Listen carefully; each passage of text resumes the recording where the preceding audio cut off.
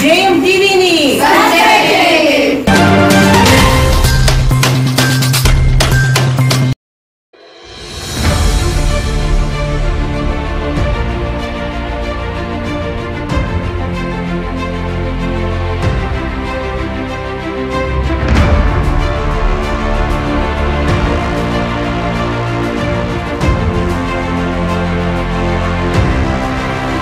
పొట్టిపాటి రోడ్లో ఇదంతా మన ప్రొద్దుటూరున్న మనం పొద్దున్నే సేకరించే కసులు సేకరణ అంతా కూడా అక్కడికే పోతాం. అక్కడికి పోయినప్పుడు ఇంతవరకు మనం ఎంత ఎరువులు తయారు చేసినాం, ఏమైనా మనకు మన బడ్జెట్లోకి అమౌంట్ ఏమైనా ఆ ఎరువు ద్వారా వచ్చిందా లేదా? ఎందుకంటే గత పాలకులు చైర్మన్గా ఉన్నప్పుడు చాలా దీని గురించి కొంచెం చాలా ఎక్కువ ఖర్చు పెట్టి ₹1 కూడా ఎరువు రూపంలో రాలేదు. ఇప్పుడు మొట్టమొదట మా కౌన్సిల్ వచ్చినాక తీసుకొచ్చి అధికారులు ఎవరో పైనుంచి రేపు వస్తానని అంటున్నారు. దానికి నేను ధన్యవాదాలు చెప్తున్నాను. కానీ గతంలో ఏమే కానీ దీని మీద ఎక్కువ ఖర్చు పెట్టినా కూడా ఎరువు రూపంలో మనకు డబ్బులు రాలేదు సార్. చెప్పండి, అది ఎరువు రూపంలో ఎందుకు రావడం లేదు? అక్కడ మన వాళ్ళు పనిచేయడం లేదా?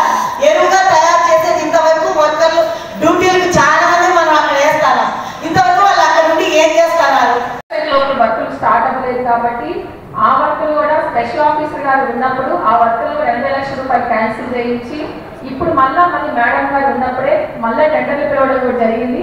ఆ టెండర్లు పిలిచిన తర్వాత ఇప్పుడు మాల్ కానీ అక్కడ రోడ్స్ కానీ లోపల ఇంటర్నల్ రోడ్స్ కానీ చూసినట్లయితే అక్కడ వర్కులు కూడా అయిపోయి ఇంకా 2 రూములు ఉన్నాయి. డాక్ కెనాల్ కానీ ₹13 లక్షలతో డాక్ కెనాల్ కన్స్ట్రక్షన్ చేయించాము. ఇప్పుడు చుట్టూ వాల్ కూడా ఉంది. మనకి డంపింగ్ యార్డ్ మేము వచ్చినప్పటికీ రోడ్డు మీద చెత్త చెదారంతా నిండుంది. మేము వచ్చిన తర్వాత మళ్ళా రోడ్లు ఇంటర్నల్ రోడ్స్ వేయించాము. మళ్ళా వాచ్మెన్ రూమ్ కూడా కన్స్ట్రక్షన్ ఇప్పుడు చేయాల్సి ఉంది. కన్సల్ట్ టెండర్ వేసుకున్న వాళ్ళు కూడా చెప్తున్నాము. వాచ్మెన్ రూమ్ కన్స్ట్రక్షన్ కానీ అయిపోయిందంటే మ్యాక్సిమం అక్కడ వర్క్ అనేది కంప్లీట్ అవుతుంది. 15 ఫైనాన్స్ లో కూడా ఇప్పుడు మన గవర్నమెంట్ వచ్చిన తర్వాత మన దాదాపు ₹6 కోట్ల మనం విడుదల చేయడం జరిగింది. అందుకు సంబంధించి దాదాపు ₹70 లక్షల అక్కడ మనం ఎక్కడైతే బైపాస్ దగ్గర రోడ్ దగ్గర నుంచి డంపింగ్ యార్డ్ రోడ్డు కూడా ప్రపోజల్ చేయడం జరిగింది. అంత అమౌంట్ జనరల్ ఫండ్ లో వాడలేం కాబట్టి ఏదైనా సరే సాలిడ్ వేస్ట్ మేనేజ్మెంట్ కి సంబంధించి మనీ వాడాలి అంటే 15 ఫైనాన్స్ లో కానీ 14 ఫైనాన్స్ లో కానీ వాడుకోవాల్సిన అవసరం ఉంది. మన దగ్గర ఉన్న 14 ఫైనాన్స్ అమౌంట్ అంతా అమృత స్కీమ్ పంపిస్తున్నాం కాబట్టి అందులో వాడకూడదని చెప్పడం జరిగింది. స్ట్రిక్ట్లీ సీడీఎం వేశారు. అందుకని 15 ఫైనాన్స్ అమౌంట్ రిలీజ్ అయిన అమౌంట్ లో దీనికి ప్రపోజల్ పెట్టాము. ఏడీపీ కూడా సీడీఎం గారి దగ్గర ఉంది.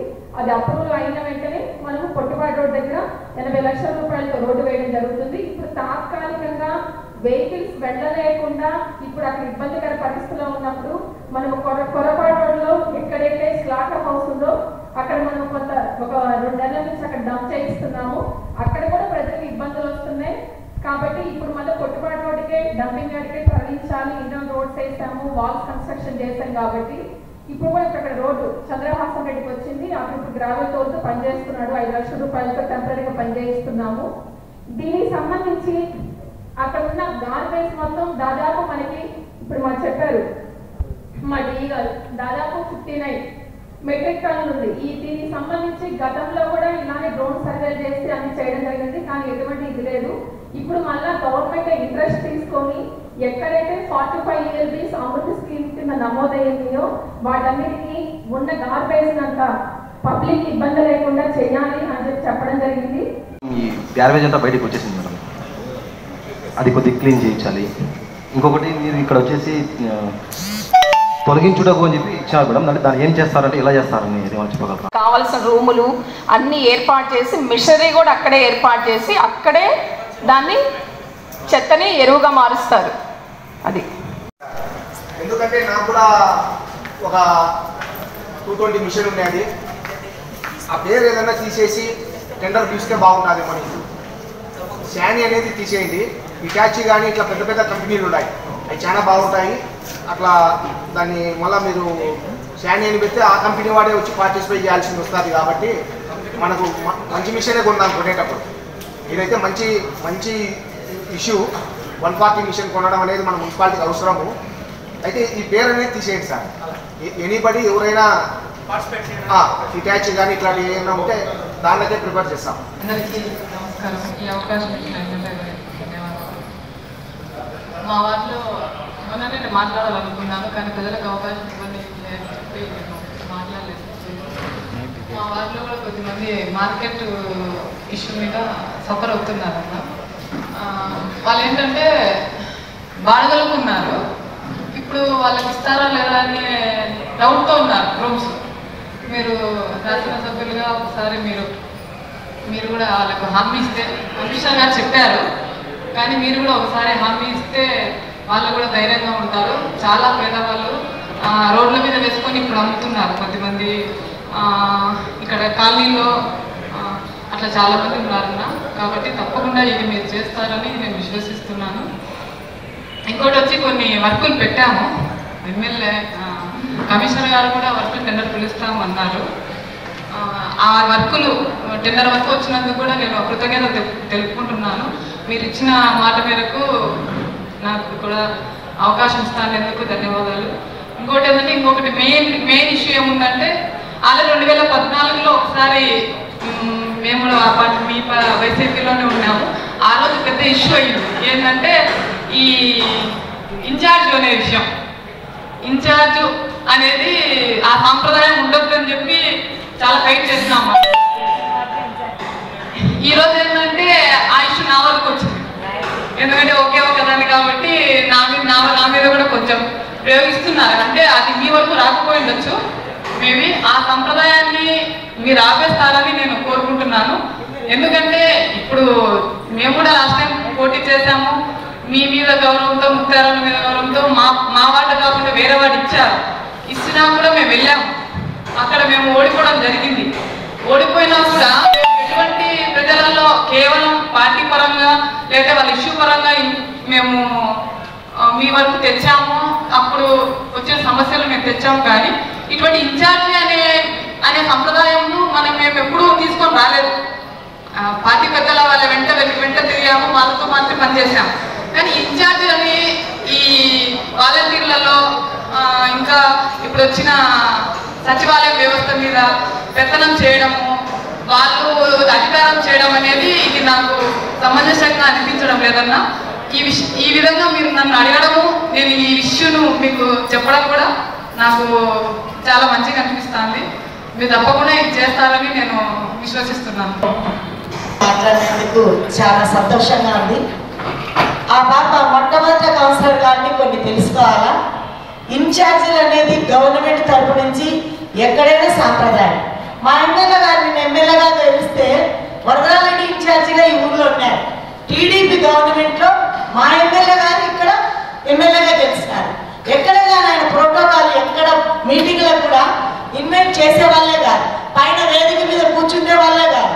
ఒక కలెక్టర్ వస్తే కూడా మా ఆయనకు ఒక గౌరవ సభ్యుడు అనేది కూడా వాళ్ళు గుర్తెరగలేదు. అంటే ఒక ఎమ్మెల్యేగా ఉన్నట్టు వ్యక్తికి ఇప్పుడు మన జ్యోతి మాట్లాడినందుకు నేను కంపేర్ చేయడం లేదు. కొన్ని జ్యోతి కొత్తగా కౌన్సిలర్, ఆ పాప రాజకీయంగా ఫస్ట్ టైం గెలిచింది. వార్డుకు అభివృద్ధికి ఎమ్మెల్యే గారే నోటిగుండా అమ్మ శివజ్యోతి నీకు ఏం వార్డు తరపున సమస్యలు ఉన్నాయో చెప్పమన్నారు. అంతవరకు బాగుంది. ఆ పాప రోడ్లు, కాలువలు కానీ, వృద్ధాప్య పింఛన్లు కానీ, అలాగే స్థలాలు కానీ, ఇంటి స్థలాలు కానీ ఏవైనా మా ఎమ్మెల్యే గారు తెలుగుదేశం పార్టీ అని చూడబోకుండా అమ్మాయికి వార్డు తరపున ఇవ్వగలరు. ఇప్పుడు అక్కడ ఇన్ఛార్జ్ మా వాళ్ళు ఉంటారు, ఉండకోకుండా పోయే ప్రసక్తే ఉండదు. ఎందుకంటే అక్కడ మా పార్టీ మా జెండా ఓడిపోయింది. మా జెండా ఓడిపోయినందుకు ఇక్కడ మాట్లాడాల్సిన అవసరం ఆ పాప కలిగించినది. నేను పెద్దదాన్ని, ఆ పాప చిన్నది. రాజకీయంగా నేను పెద్దదాన్ని, ఆ పాప చిన్నది. నేను ఎందుకు ఇక్కడ అక్కగా ఒక సజెన్స్ ఇస్తానంటే, నువ్వు ఇక్కడ మాట్లాడేది కింద పోయి మా ఎమ్మెల్యే ఇంటికైనా వచ్చి, మా ఎమ్మెల్యే గారు కింద ఉన్నప్పుడు ఇంటికైతే రాకపోతే మీ పార్టీ మీ నాయకులు ఏదన్నా అంటారంటే కింద చాంబర్ ఉంది అన్న నేను వస్తానని ఫోన్ చేస్తే ఇవి ఫోన్లో ఆయన దగ్గర చాంబర్లో మాట్లాడే విషయాలు కౌన్సిల్ తెచ్చినావు కాబట్టి నేను మా ఎమ్మెల్యే గతంలో 5 ఏళ్ళు ఏమనిపించినాడో అని నేను ప్రస్తుతారా తెలియజేయాలనుకుంటున్నామా. శివజ్యోతి, ఇంతకు మించి మా అన్న నిన్ను చెల్లెలుగా వాటర్ సమస్యలు మాత్రమే చెప్పమన్నాడు. నిన్ను నాకు తెలుస్తానాయన్నా. ఈ మధ్య గతంలో కొందరు వైసీపీ నాయకులు ఆ వార్డులో ఇన్ఛార్జిగా పెత్తనం తీసుకోవడం అన్నాడు. కనీసం నేను చెప్పిన విషయం ఫస్ట్ అర్థం చేసుకుంటానని భావిస్తున్నాను. నేను కూడా ఆ రోజు వైసీపీలోనే ఉన్నాము, ఆ బాధ మనం అనుభవించినాము కాబట్టి ఈరోజు ఈ విషయం గురించి నేను మాట్లాడుతున్నాను తప్ప ఆ రోజు 2014లో ఎమ్మెల్యేగా ఆయన స్థాయికి ఆయన గెలిచినాడు. అది ప్రజలలో ఉన్న ఆయన అభిమానము. మేము చిన్న నాయకులము, చిన్నపాటి వ్యక్తులము. నేను దాన్ని వ్యతిరేకించను. చాలా చిన్న వ్యక్తులము. కాకపోతే నేను వాటి వరకే నేను మాట్లాడుతున్నాను. ఇంతకుముందు ఏ సమస్యలు అయితే మనం పన్నామో ఈ 2014లో టీడీపీ గవర్నమెంట్ కావచ్చు, ఇంకోటి కావచ్చు, అటువంటి సాంప్రదాయము మీ ఆధ్వర్యంలో జరగకుంటే ఈ రోజు నేను గెలవచ్చు, రేపు ఓడిపోవచ్చు, మొన్నటి ఇంకోటి జరగచ్చు. కానీ మన పైన ఏదైతే ఇష్యూ ఉందో అది ఇంకొకసారి రిపీట్ కాకుండా బాగుంటుందని చెప్తున్నాను తప్ప నేను ఆ రోజు వదరాలని మనిషినో ఇంకో మనిషినో అని మాత్రం నేను మాట్లాడడం లేదు. కాబట్టి ఈ రోజు నా స్థాయి వరకు అటువంటి సమస్యలు వస్తున్నాయని ఒక రిప్రజెంటేషన్ ఇచ్చాను. అది ఇంతవరకు నేను ఎమ్మెల్యే గారి దృష్టిలోకి తేలేదు. ఈ రోజు ఆయన అడిగినాడు కాబట్టి వాటి సమస్యలు అంటే ఇవి అన్ని వాటి కిందికి వస్తాయి. అందుకోసం నేను మాట్లాడినా తప్ప ఇంకొకరిని నేను మీరు బాధపడలేదు అని చెప్పాలి. బాధపడినారనే నేను చెప్తున్నాను. బాధపడినారు కాబట్టి ఇంకొకసారి ఇలాంటివి రిపీట్ కాకుండా ఇక మీద నెక్స్ట్ ఏం జరుగుతుందో ఏం జరుగుతుందో తెలియదు కదా. దానికోసం నేను మాట్లాడినా తప్ప ఇంకోటి కాదు. అక్కగారు పెద్దవారు మేము ఏమన్నా ఇవ్వగలిగితే కరోనా టైంలో ఈ పన్ను పెంచకపోకుండా అంటే సంతోషిస్తాం సార్. ఆ విషయం కూడా ఒకసారి మేము మీకు తెలియజేసుకుంటున్నాం. గౌరవ సభ్యులందరికీ నమస్కారాలు. సోదరి శివజ్యోతి నాకు కౌన్సిలింగ్ కనిపించడం నేను మొదటిసారి కాబట్టి అంతకుముందు నేను వచ్చినప్పుడు అలా రాలేదు. అందుకే నేను మొదటిసారి మిమ్మల్ని చూస్తూ ఉన్నా కాబట్టి స్వాగతం, సుస్వాగతం. ప్రొద్దుటూరు పురపాలక సంఘానికి 41 మంది కౌన్సిలర్లు పోటీ చేస్తే ఒక్కరు మాత్రమే టీడీపీ నుంచి గెలవడం, ఆ ఒక్కరు మీరు కావడం హృదయపూర్వకంగా మీకు నా అభినందన తెలియజేస్తా ఉన్నా.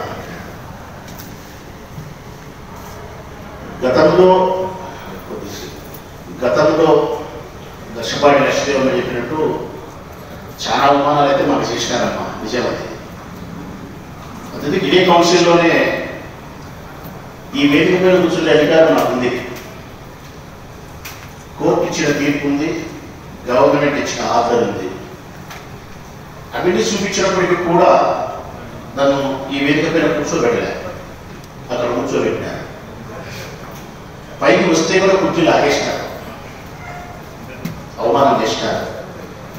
ఒక నియోజకవర్గ శాసనసభ్యునికి ఎంత అవమానం చేయాలనో అంత అవమానం చేసినారు. కానీ మీరు చెప్పినట్టు గతం అట్లా జరిగిందని చెప్పి భవిష్యత్తు అట్లే జరగాలని కోరుకోవడం సబబు కాదు. మార్పు చెందాలి.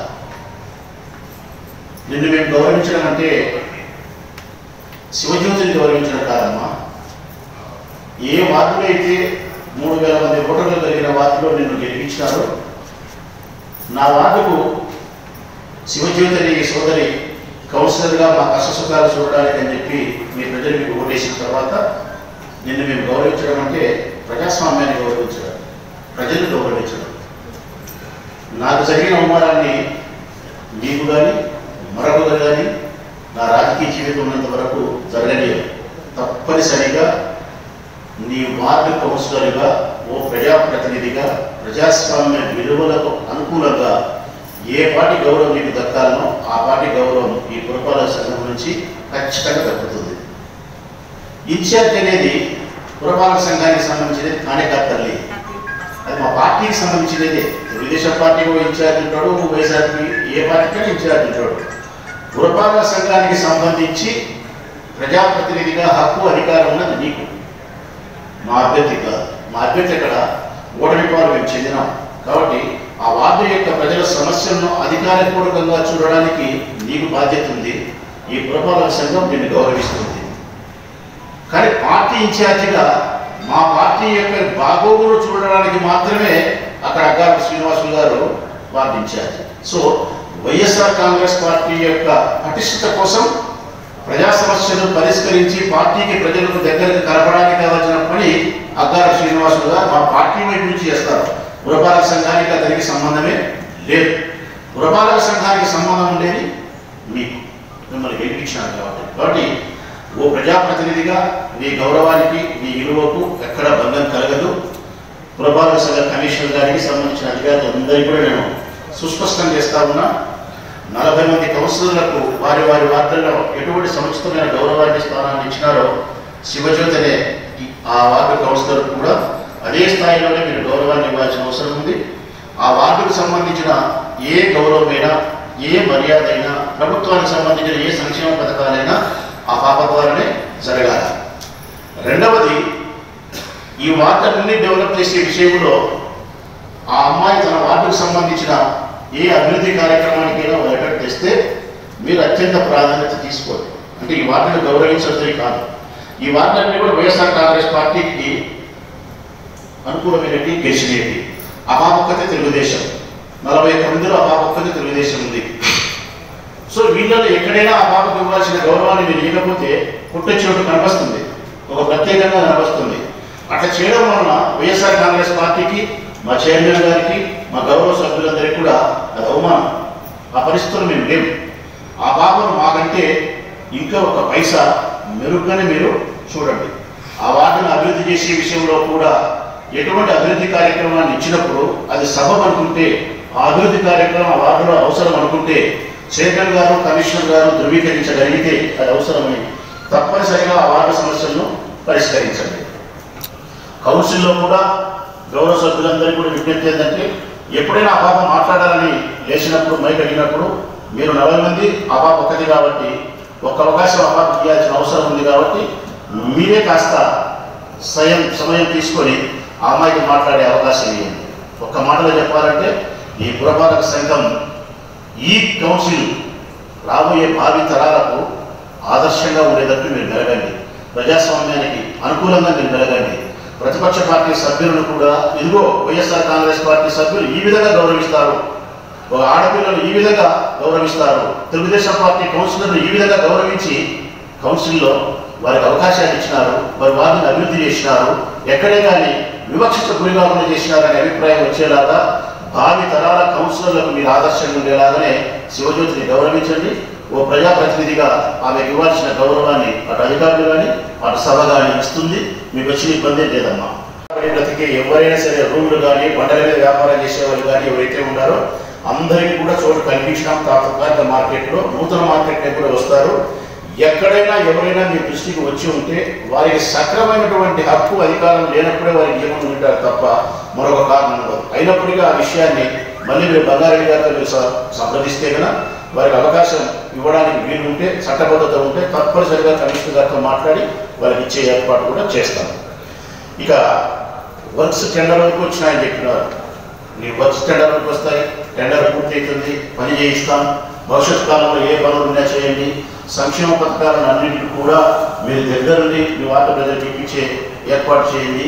ఈ 5 సంవత్సరాల కాలంలో జగన్మోహన్ రెడ్డి గారి ప్రభుత్వంలో భీములపల్లి లక్ష్మీదేవి గారి అధ్యక్షతన మీ వార్డులో సంక్షేమ పథకాలు ఫలాలు అందరికీ అందించి మంచి పేరు మీరు తెచ్చుకోండి. మీకంతా మీరే జరగాలని చెప్పి మనస్ఫూర్తిగా కోరుకుంటున్నా తల్లి. చూస్తాం అందరితో పాటు మనం ఇంకా వైఎస్ఆర్ గౌరవ సభ్యులు ఇచ్చినట్టే 5 వర్కులు 3 వర్కులు ఇస్తే 1, 2 పెట్టాము. టీడీపీకి సంబంధించిన గౌరవ సభ్యురాలు ఎన్ని వర్కులు ఇచ్చిందో అన్ని వర్కులు కూడా అజెండాకి తెచ్చాం, శాంక్షన్ చేసినాం. ఆమెకే ఎక్కువ విలువ ఇచ్చినాం. అసెంబ్లీలో అంతకుముందు మనం మాట్లాడేవాళ్ళం కాదు, ఈరోజు వాళ్ళందరూ మాట్లాడుతున్నారు. కారణం చంద్రబాబు నాయుడుగా పదే మాట్లాడిస్తున్నాడు జగన్మోహన్ రెడ్డి. కారణం ప్రతిపక్ష పార్టీ సభ్యులను గౌరవించాల్సిన సాంప్రదాయం అధికార పార్టీకి సభకు ఉంది. అందుకే ఆ బాబుకు మీరు ఆ అవకాశాన్ని ఇవ్వండి. ఆ వార్డును డెవలప్ చేసేదానికి పూర్తిగా మీరు సహకరించండి. ఇదే తీసుకోండి మేడం. చాలా నత్తనాడుగా నడుస్తుంది పని, చాలా ఇబ్బంది జరుగుతుంది. ఒక 75-80% పని జరిగింది, ఇంకా 20% పని జరగాల్సింది. ఆ కృష్ణార్జున్ రెడ్డి పైన యాక్షన్ తీసుకోండి గౌరవ సభ్యుల తరఫున మేము మిమ్మల్ని కోరుతా ఉన్నాం మేడం. చాలా పనులు కూడా చెప్పాము, ఆ పని జరగట్లేదు కాబట్టి తప్పకుండా నోటీస్ ఇష్యూ చేసి కౌన్సిల్ దృష్టికి కూడా తీసుకొస్తాము, సమన్వయంగా తెలియజేస్తున్నాము. ఆంగ్లం లేవని చెప్పి ఇప్పటికి కూడా పెండింగ్ అదే ఉన్నాయి. అది ఎందుకు అలా ఉందో తెలుసుకోవాలని చెప్పి నేను ఈ సందర్భంగా అడుగుతా ఉన్నాను. మొదటిది. రెండవది, సున్నంపట్టి వీధిలో ఈ నెల 20వ తేదీ ఒక దాదాపుగా 40-50 కేజీల పంది, అతి పెద్ద పంది అక్కడ చనిపోవడం జరిగింది. ఆ రోజు నా సెక్రటరీతో అది తొలగించడానికి ప్రయత్నిస్తే దాదాపుగా అది పొద్దున మన దృష్టికి వస్తే సాయంత్రం 6 గంటల వరకు కూడా అది తొలగించలేని పరిస్థితి. శానిటరీ వర్కర్స్ కూడా చాలా అలసత్వం ప్రదర్శిస్తూ ఉన్నారు. దీనికి కొన్ని కారణాలు తెలుసుకుంటే వాళ్ళకు కూడా సమస్యలు ఉన్నాయి, రిసోర్స్ షార్టేజ్ ఉందని చెప్పి వాళ్ళు చెప్పడం జరిగింది. ఇది దాదాపుగా ఈ సంఘటన జరిగింది. దాదాపుగా 50 నుంచి 100 ఇళ్ళ మధ్యలో జరిగే సంఘటన ఇది. పొద్దున నుండి సాయంత్రం వరకు ప్రజలు చాలా తీవ్రంగా కష్టపడ్డారు, చాలా తీవ్రంగా ఇబ్బంది పడ్డారు. ఇలాంటి సంఘటనలు జరగకుండా చర్యలు తీసుకోవాలని చెప్పి నేను ఈ సందర్భంగా తెలియజేస్తా ఉన్నాను. ప్రధాన కాలంలో చాలా చెత్త పూడిపోయింది. మనం ఇది రియాక్టివ్ మోడ్లో ఉన్నాం.